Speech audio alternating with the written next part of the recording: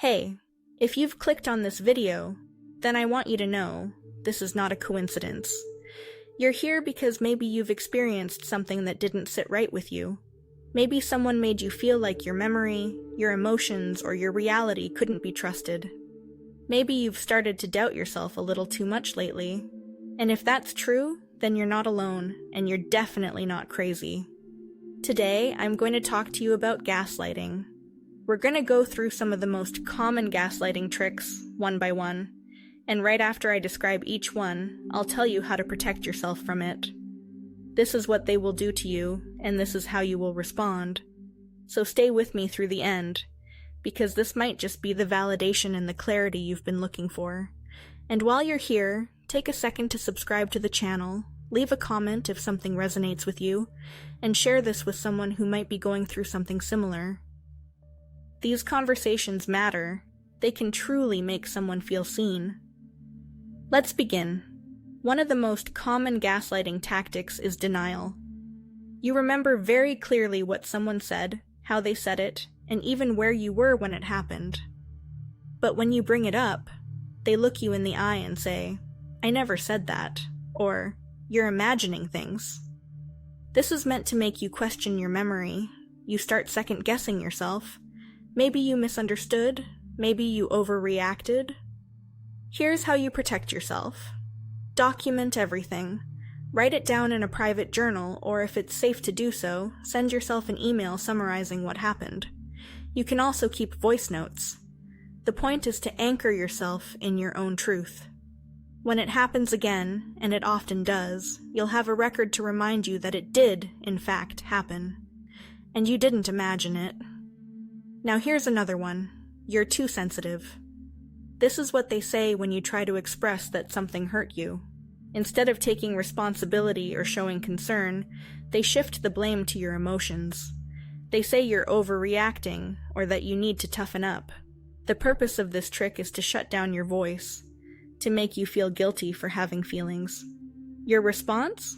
Own your emotions. You can calmly say, "This may not seem like a big deal to you, but it matters to me." You're allowed to feel hurt. You're allowed to feel upset. You don't need to perform emotional numbness to make someone else comfortable. While we're here, if any of this is sounding familiar, I really want you to comment below. Even if it's just to say, "I relate." That one sentence could let someone else know they're not alone. And if you know someone who's dealing with this, send them this video. It could help more than you know. Let's move on. Gaslighters also use deflection. This is when you confront them about something they did, and instead of taking responsibility, they immediately bring up something you did in the past. Suddenly, you're defending yourself for something unrelated, and the real issue gets swept away. How do you deal with this? Stay focused. You can say something like, "We can discuss that later if you want, but right now I'm talking about this specific situation." Don't get pulled off track. The goal is to confuse you and escape accountability. Don't let them. Another trick is minimizing. They'll say things like, "You're making a big deal out of nothing," or "It was just a joke," or "You're blowing it out of proportion." This is meant to make you doubt the seriousness of your experience. Here's what you do. You don't have to argue. Just affirm your truth. You can say, "It may not feel like a big deal to you, but it affected me." That's all. Simple, strong, and true. And if you're thinking, "How do I explain this to someone else who doesn't understand gaslighting?" This video might help.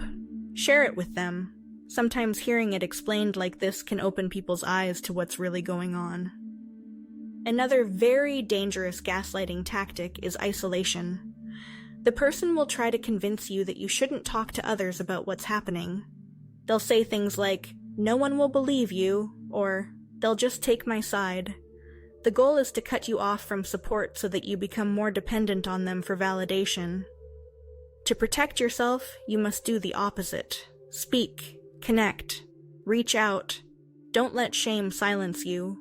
Talk to someone you trust. If no one feels safe right now, find a support group online. Or leave a comment under this video. Sometimes connection starts with one honest sentence. Let's talk about circular conversations. You try to have a calm, logical discussion, but somehow you keep ending up right back where you started, feeling more confused than before. They talk in circles, change the subject, or twist your words until nothing makes sense anymore. How to deal with it? Don't try to win, don't try to fix the conversation. If you recognize that the goal is confusion, not resolution, then your job is to step away. You can say, "This conversation is no longer productive, so I'm going to stop here." You don't owe anyone endless access to your mental energy. Sometimes they'll give you backhanded compliments. They might say, "You're actually pretty smart for someone like you," or "You're not as crazy as I thought." These little remarks are meant to leave you guessing. Is that a compliment or a slap in disguise? When that happens, don't smile through it. You can say, "That sounded more insulting than kind. Was that your intention?" Say it calmly. Let them sit with the discomfort of being called out. Another trick is rewriting history. They'll say, "That's not how it happened," or they'll completely change details of a shared memory. They might say, "You were laughing," when in reality you were crying. It's an attempt to bend the past to fit their narrative. Here's how to respond. You don't need to argue. Just say, "That's not how I remember it," and move on. You don't need them to agree with your truth for it to be true. And then there's triangulation. This is when the gaslighter brings in a third person, real or imaginary, to back up their version of the story. They'll say, "Everyone agrees with me," or "Even so-and-so thinks you're wrong." Don't take the bait. You can say, "I'm not discussing this with someone who isn't here, I'm talking to you." Refuse to be cornered by voices that aren't even present. They may also mock your healing.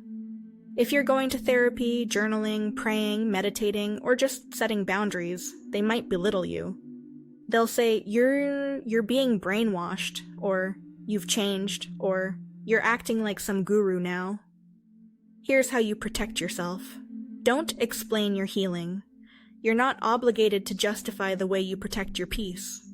If your growth makes them uncomfortable, that's their issue, not yours. Before we close, I want to remind you, none of these things are your fault. Gaslighting is not about truth, it's about control. And if someone is trying to control your mind, your memories, and your emotions, then the healthiest thing you can do is stop engaging with the illusion.